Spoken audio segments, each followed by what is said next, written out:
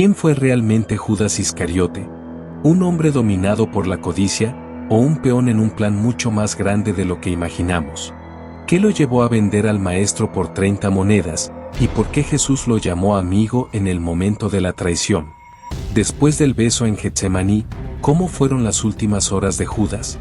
¿Sintió alivio por lo que hizo, o el peso de la culpa lo destrozó hasta el final? Y lo más inquietante, ¿qué destino tuvo su alma después de aquella noche? La Biblia nos cuenta parte de su historia, pero, ¿y lo que ocurrió entre las sombras, cuando nadie lo veía? Prepárate, porque lo que estás a punto de escuchar te llevará a lo más profundo de una de las historias más oscuras y conmovedoras de todos los tiempos. La noche caía sobre Jerusalén con un manto espeso de silencio. Los olivos se mecían suavemente en Getsemaní, como si el mismo cielo contuviera la respiración. Jesús, arrodillado en oración, sudaba gotas como de sangre. Sus discípulos, exhaustos, dormían a pocos pasos. El aire estaba impregnado de una tensión invisible, como si algo irreversible estuviera a punto de suceder. A lo lejos, un resplandor anaranjado comenzó a romper la oscuridad. Antorchas. Pasos firmes, acompasados. Voces graves y armas que chocaban contra los escudos. Al frente, un hombre caminaba con determinación, pero con el corazón latiendo a un ritmo frenético. Era Judas Iscariote. En su cintura, oculta en una bolsa de cuero, descansaban las 30 piezas de plata. Monedas frías, pesadas, más pesadas que cualquier carga que hubiera llevado antes. Cada paso lo acercaba más a un destino que él mismo había sellado. Cuando llegó al huerto, buscó con la mirada al maestro. Allí estaba Jesús, erguido, con el rostro iluminado por las antorchas, sin huir, sin resistirse. Judas avanzó entre los soldados y se acercó. Su respiración era entrecortada, su mano temblaba. Con una voz que forzó a sonar firme, dijo: «Salve, maestro». Jesús lo miró. No fue una mirada de odio ni de ira, sino una mirada profunda, como si atravesara las paredes de su alma. Y entonces, con voz serena pero penetrante, respondió: «Amigo, ¿con un beso entregas al Hijo del Hombre?». El beso fue rápido, casi mecánico, pero quedó suspendido en la eternidad como un acto que cambiaría para siempre la historia. En ese instante, los soldados se abalanzaron sobre Jesús. Pedro, impulsivo, sacó una espada y cortó la oreja de uno de ellos. Pero Jesús, con calma, tocó la herida y la sanó, como si incluso en medio de la traición su amor permaneciera intacto. Judas retrocedió, confundido, viendo cómo el maestro, en lugar de defenderse, se entregaba voluntariamente. Una sensación fría recorrió su espalda. El tintineo de las monedas en su cintura parecía burlarse de él.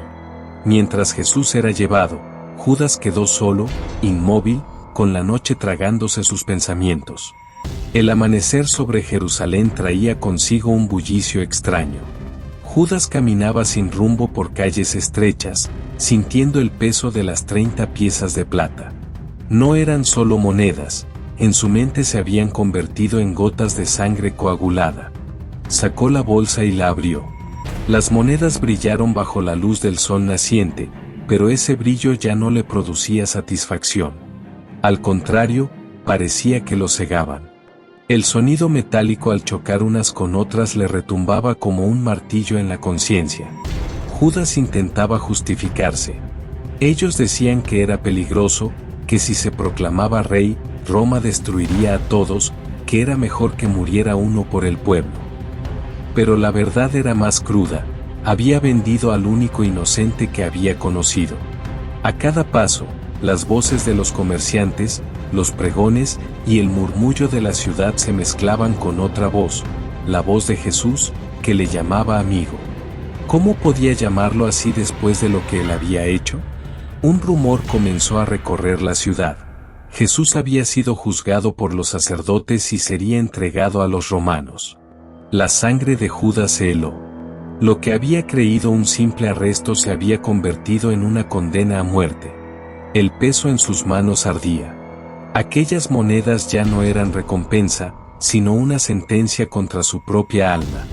Con el rostro desencajado, Judas corrió por las calles empedradas hasta el templo. El corazón le golpeaba el pecho como si quisiera escapar. Atravesó el patio y llegó ante los sumos sacerdotes, quienes lo miraron con frialdad. «He pecado», gritó, con una voz que retumbó entre las columnas, «he entregado sangre inocente». El eco de sus palabras murió rápidamente. Uno de los sacerdotes, sin mover un músculo del rostro, respondió: «¿Y eso qué nos importa a nosotros? Allá tú». Esa respuesta fue como una espada atravesando su pecho. En un arrebato de rabia y desesperación, Judas arrojó las monedas al suelo. El sonido metálico se expandió como un trueno sordo por el templo, rebotando entre las paredes sagradas. Algunas monedas rodaron hasta los pies de los sacerdotes, pero ellos las apartaron como si fueran veneno. Sabían que ese dinero era impuro, precio de sangre. Sin siquiera mirar atrás, Judas salió corriendo, sintiendo que las columnas del templo se cerraban sobre él. El sol estaba alto, pero para Judas el día se tornaba más oscuro con cada paso. Subió por un sendero pedregoso que conducía a las afueras de la ciudad. En su mano llevaba una cuerda. No había hablado con nadie, no quería, no podía. La colina estaba silenciosa. El viento agitaba las ramas de un árbol solitario. Judas lo miró fijamente, como si aquel árbol le ofreciera un escape. Su mente era un torbellino de imágenes: los días que caminó junto a Jesús, las multitudes que fueron alimentadas, los enfermos sanados, las risas en torno a una hoguera, y aquel beso en Getsemaní. Su respiración se volvió entrecortada.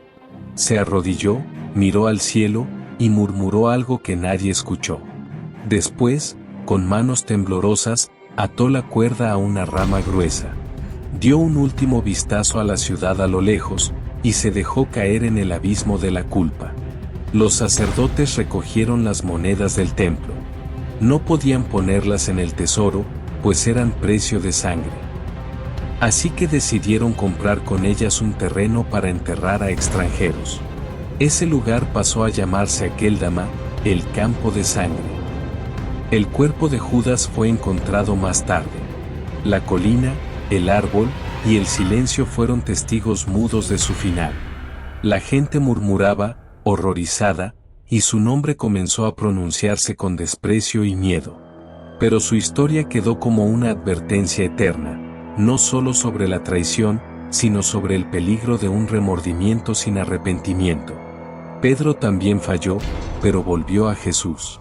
Judas se alejó para siempre. En la eternidad, todavía resuena aquella pregunta: «Amigo, ¿con un beso entregas al Hijo del Hombre?». Una pregunta que no solo fue para Judas, sino para cada corazón que alguna vez ha preferido el sonido de las monedas antes que la voz del Salvador.